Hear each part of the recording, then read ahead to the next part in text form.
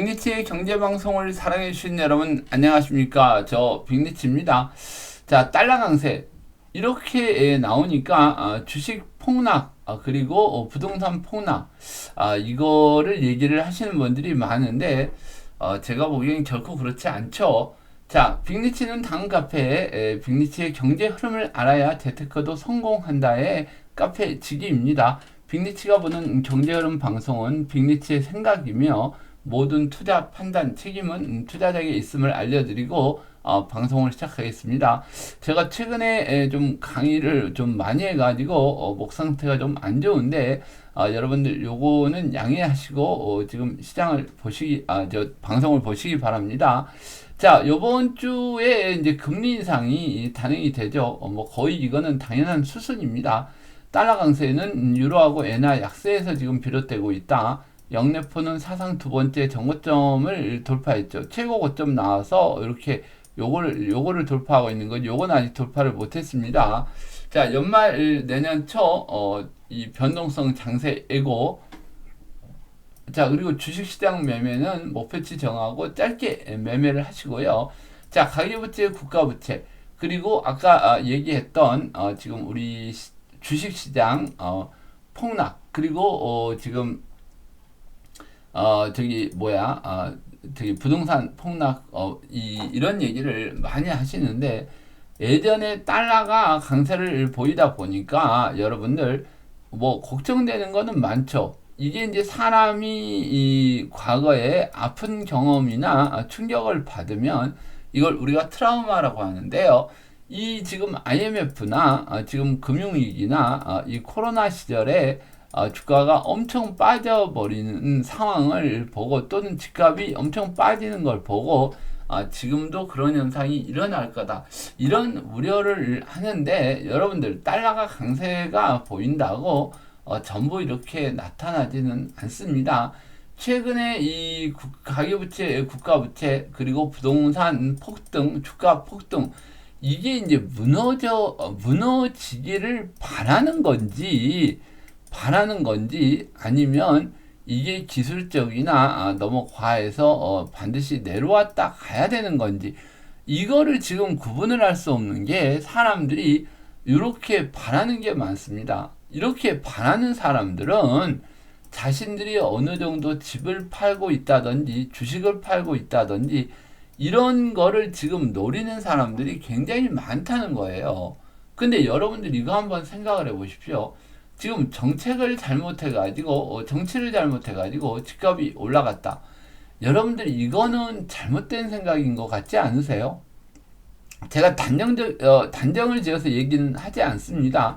여러분들이 하도 댓글에다 뭐 콩이야 팥이야 하는 얘기들을 많이 하니까, 자, 그러면 미국은 정치를 못해서 집값이 올라가고, 독일이나 유럽도 정치를 못해서 집값이 올라가고, 이 정권을 잘못 뽑아서 올라갑니까? 이거는 아니에요. 시장은 시장한테 맡겨야 되는데, 돈은 잔뜩 풀고 부양책을 하면서 이 집값이 떨어지는 정책을 한다. 이 자체부터가 잘못된 거죠. 이거는 누가 어느 정권이 와서 정책을 했어도 부동산은, 주식은 올라갈 수밖에는 없었다는 거죠. 이게 여러분들이 이 팩트인데 자꾸 누구한테 탓을 하려고 그럽니다. 근데 더 문제가 생긴 거는 뭐냐면, 시장이 올라갈 수 있는 부분에 있어서 열어주고, 여기에 대한 부분, 그러니까 즉 무슨 얘기냐면, 뭐 이 등록세나 취득세 이런 부분들을 올려가면서 시장 활성화를 했다고 하면, 어느 정도 수준에 가면 사람들이 과하면 이거를 사고팔수를 할 수 있는 하는 부분이 자유롭기 때문에, 이 부분에서 어느 정도 과하다 싶으면 매물이 또 나오기도 하면서, 마치 이제 주가 올라가듯이 이런 1파, 2파, 3파, 4파, 5파를 만들어 가듯이 이렇게 올라가는 상황이 나와야 되는데, 지금 뭐 자꾸 억누르니까 팍팍 튀면서 그냥 쉬지 않고 올라가 버리죠. 여러분들 이거를 한번 쉽게 다시 한번 풀어서 얘기하면, 주식은 어찌됐건 올라가면서 물량들이 그 매수 물량들이 나오면서 이렇게 올라갑니다. 근데 지금 집값은 아주 억눌려 놓으니까 사고 팔고 하는 부분들도 굉장히 작아요. 물량이 한 채가 뭐 1억이 오르면 이게 시세가 돼버리고, 그 다음 두 채 거래되는 게 10억이 오르면 이게 시세가 돼버립니다. 그러니까 전체적인 부동산이 매매가 되면서 시세가 올라가야 되는데, 전체적인 거에서 일부 아주 극한된 일부 이 부동산만 매매하면서 집값이 지금 올라가고 있기 때문에 이 부분은 정말로 잘못된 거죠. 여러분들이 보시면 알지만 주식도 1파, 2파, 3파, 4파, 5파가 올라가고 ABC로 떨어지다 다시 올라가는 부분을 본다면 집값도 이런 조건을 만들어 줘야 되지 않겠습니까, 여러분들? 그래서 이런 부분들이 지금 가장 문제가 되는데, 지금 여러분들이 집값을 누르고 대출을 누르니까 세금은 엄청나게 많이 걷죠. 그러다 보니까 전세 자금도 올리고, 전세가 자금을 누르니까 월세로 돌리고, 이런 부분들이 과연 정책적인 부분이 잘 하고 있느냐, 오히려 이런 부분들이 더 집값을 더 올릴 수밖에 없는 이런 지금 모양을 만들고 있습니다. 그래서 이런 부분들이 우리가 지금 가장 문제가 되는 부분이 아니냐.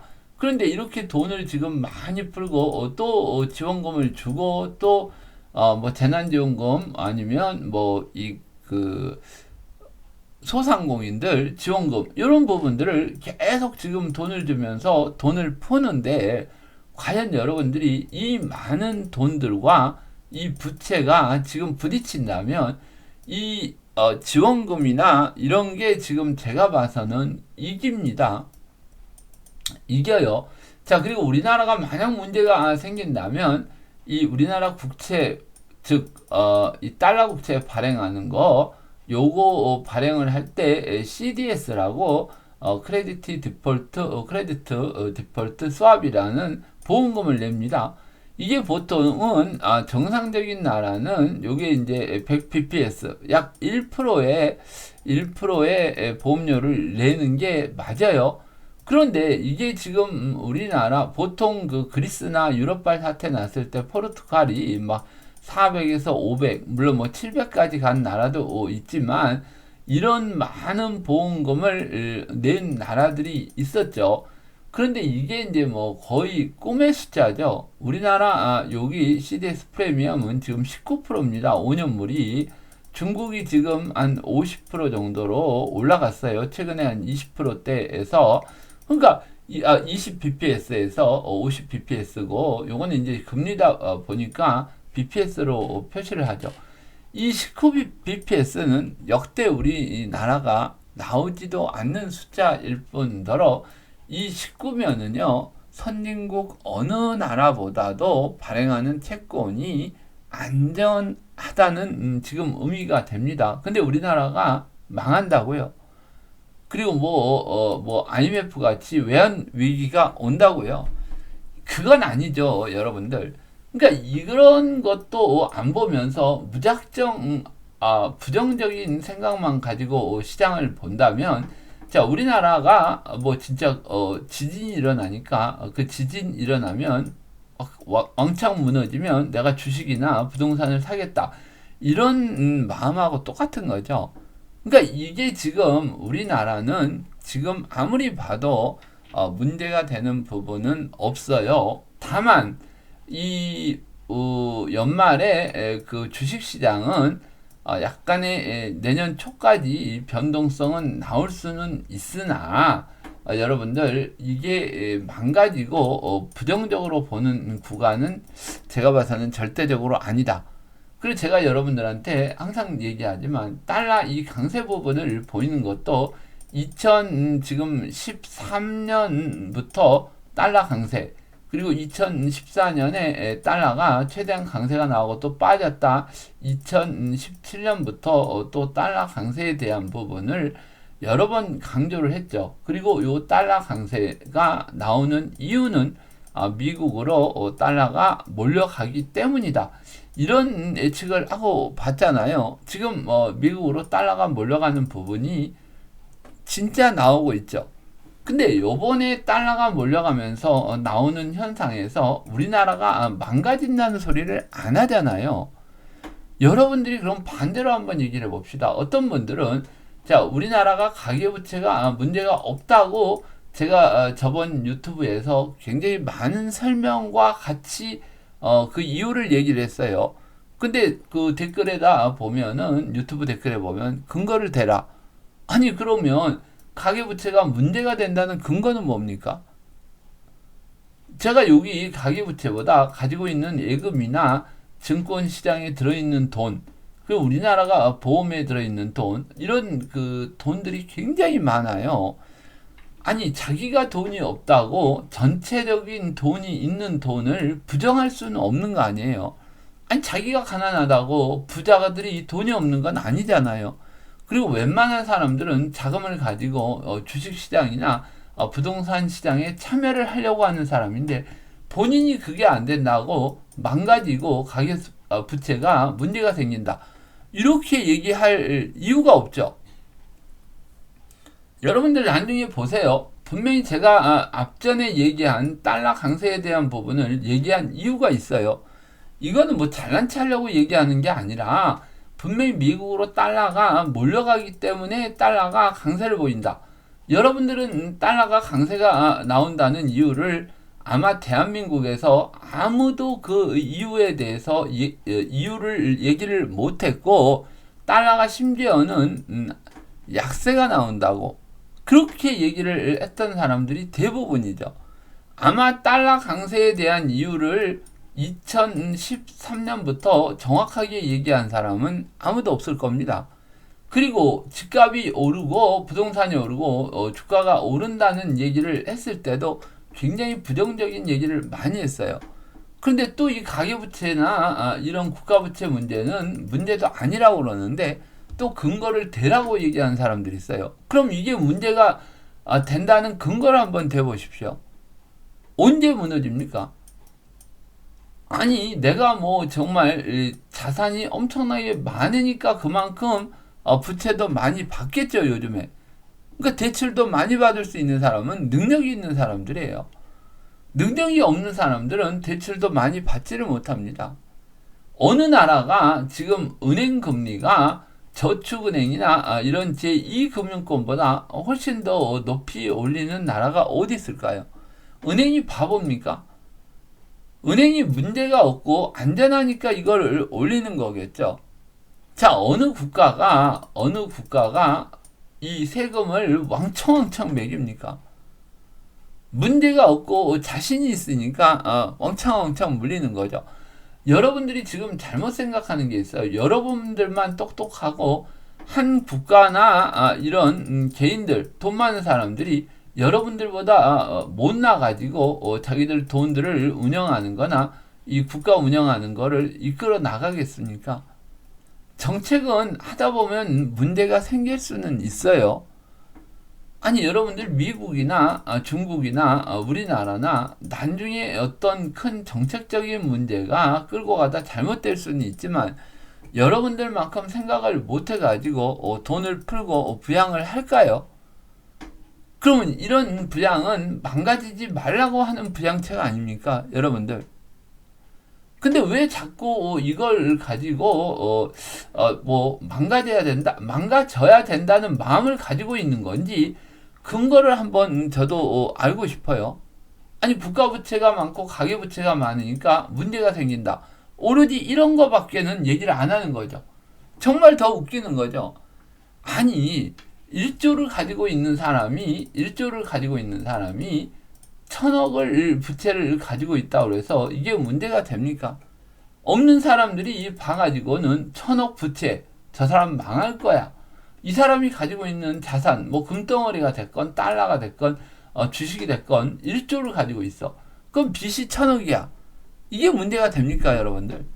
지금 우리나라 구조는 웬만한 사람들은 물론 여기까지는 안 되겠지만 예를 들어서 1조면 5천억 정도의 지금 부채 정도를 가지고 있는 비율. 그러니까 1대 0.5, 0.5 정도의 부채를 가지고 있지를 않아요, 여러분들.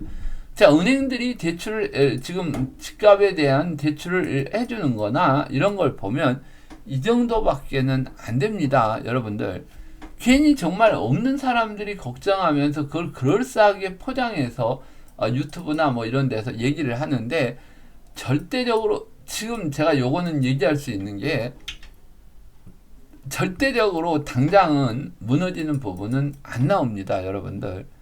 일어나지도 않는 일에 여러분들 미리 걱정하고 액션을 취하면 결국 먹을 수 있는 곳에서 못 먹고 평생 그냥 기다리고만 있는 사람들이 있을지는 몰라요.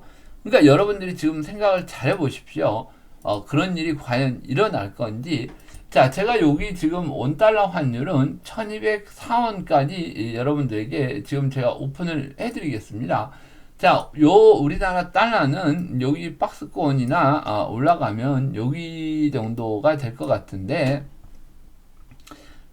지금 25일 날 지금 금통위에서 금리가 발표가 되면 오르는 건 기정 사실인 것 같으니까, 그때 이제 우리가 보이는 원 강세가 이렇게 나올 수가 있겠죠. 그래서 이런 부분들은 여러분들이 이렇게 놓고 보시는데, 제가 위로 올라갈 수 있는 지금 목표치는 1204원까지 여러분들에게 드리겠습니다. 그 전에 여기 올라가는 부분들은 여러분들이 한번 참고해서 보시고요. 위는 1204원, 아래는 여기 1153원 정도까지 요 밴드에서 움직이다가 요 하방 목표치는 한번 제가 더 드리는 걸로 다음 주에 여러분들하고 시장을 볼게요. 제가 여러분들한테 저번 주에는 여기 올라가는 부분이 좀 강해서 연말에 산타랠리가 나올 수 있다. 근데 제가 이런 목표치나 이런 거를 구하는 게 그냥 제 의지대로 구하는 게 아닙니다. 제가 만들어 놓은 프로그램에 의해서 이 데이터들을 기울기가 됐건 여기 높낮이가 됐건 거래량이 됐건 이런 거를 한 12가지에서 24가지 정도를 집어넣고 만든다고 그랬죠. 저번 주까지는 상당히 여기 이 갭을 메꾸는 부분까지 강하게 나왔거든요. 근데 요 밑에 부분이 지금 더 또 강하게 나오고 있습니다. 그렇기 때문에 크게 보면 요 박스권 안에서 움직일 가능성이 높기 때문에 아마 올해 연말이나 내년 초쯤에는 상당한 변동성이 나올 수 있습니다. 그러면 만약에 이제 변동성이 나와가지고 얘가 어디까지 빠질지는 모르지만, 이건 어디까지 빠질지는 물론 알고는 있습니다. 목표치는 나와 있어요. 근데 이제 요거는 제가 시간이 되면 여러분들한테 공개를 하고, 이 밑으로 빠지는 부분이 나오면 만약에 내년 1분기 때 마무리가 된다면 요게 올라가는 힘은 굉장히 강할 겁니다. 그러면 그때도 빠진다고 폭락이 나온다고 물론 여기는 아닙니다, 여러분들. 요거는 지금 아니에요. 그림을 그리다 보니까 이랬는데 여기 어쨌든 짧게는 여기 박스권을 보시고요. 크게는 여기 위에 여기 갭 메꾸는 것 부분까지 일단은 여기 갭입니다. 우선은 요 갭까지 여러분들이 지금 박스권으로 보시면서 시장을 보시고요. 하방은 제가 이제 그 상황에 따라서 제가 제 카페 시황에다가 여러분들에게 써드리도록 하겠습니다. 그래서 여러분들 지금 이 위에도 열렸던 부분이 요번 주부터 요 아래도 강하게 지금 움직이면서 여기보다는 이게 더 강하게 나온다면 분명히 하락이 굉장히 크게 더 나올 수 있어요. 자, 여러분들 지금 달러나 지금 여기 주가나 그리고 우리 가계부채에 처해 있는 거, 그리고 현실적으로 인플레이션은 계속 된다는 거, 요 부분들을 이번 시간에는 여러분들하고 한번 봤습니다. 자, 달러 인덱스도 제가 여기 96.27에 대한 맥점을 하나 더 드렸습니다. 그래서 요것도 지금 안 본 것 같으니까 한번 더 얘기를 짚고 넘어가겠습니다. 요 맥점이 넘어가면은요, 요 맥점이 넘어가면 굉장히 달러가 이 위로 올라가는 힘이 강하게 나올 수가 있기 때문에 이 맥점 돌파 부분은 여러분들이 이번 주에 반드시 확인하고 보시고요. 제가 이 부분에 대해서 급하게 변동이 있다면 제 카페 시황에다 반드시 올려놓을 걸 약속드리고 다음 주에 뵙기로 하겠습니다.